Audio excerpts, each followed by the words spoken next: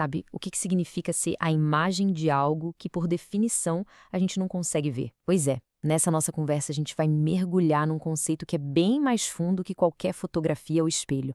A ideia da imagem de um Deus invisível. Então, para começar, quando a gente fala em imagem, o que vem na cabeça? Geralmente, uma foto, né? Algo plano, bidimensional. Só que o conceito que a gente encontra na Bíblia é, uau, completamente diferente. Não é só uma representação. É algo vivo, dinâmico. É, na verdade, uma realidade. Ok, a gente poderia pensar, e uma escultura? Ela é tridimensional, certo? Mas, mesmo assim, o texto de origem mostra que ainda é uma representação super limitada. Quer dizer, ela tem forma, claro, mas ela não consegue capturar a essência de algo que está vivo, que se move, que respira. Então tá, se fotos e esculturas, essas coisas estáticas, não dão conta do recado, qual era a ideia original para essa tal imagem? E aí que a fonte nos direciona para um lugar bem inesperado, o próprio projeto da humanidade. Lá em Gênesis, a ideia é que os seres humanos foram criados para serem o reflexo de Deus. E isso em 4 áreas principais: no aspecto físico, no espiritual, no relacional e até no funcional. Essa é a base do que se chama de Imago Dei, ou imagem de Deus. Era esse o projeto original, entende? Acontece que esse projeto original teve um problema sério. Aquele reflexo, que era para ser super nítido, cristalino, ele foi danificado. O texto base explica que o pecado acabou distorcendo essa capacidade da gente de refletir a Deus. A imagem não sumiu, não é isso, mas ela ficou fragmentada. Pensa assim, é como tentar ver o seu rosto num espelho todo quebrado, sabe? Você vê pedaços, fragmentos, mas nunca a imagem completa. Isso, claro, levanta uma pergunta gigantesca, né? Se o único reflexo que a gente tem está danificado, como é que a gente pode conhecer de verdade o original que é invisível?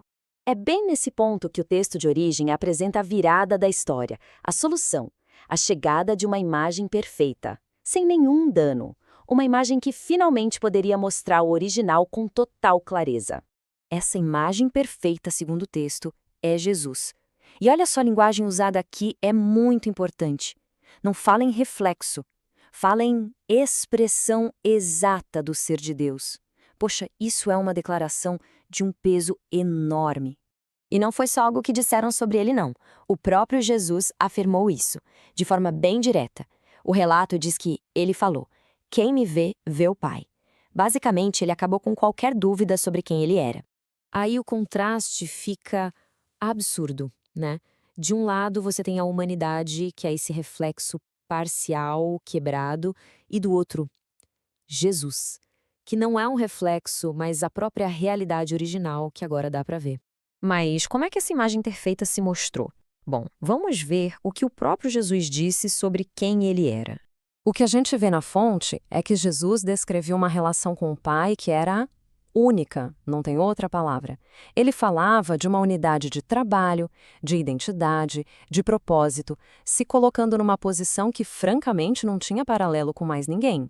E para completar, ele usou o nome divino, Eu Sou. Isso conecta a identidade dele diretamente com o nome que Deus revelou lá no livro de Êxodo.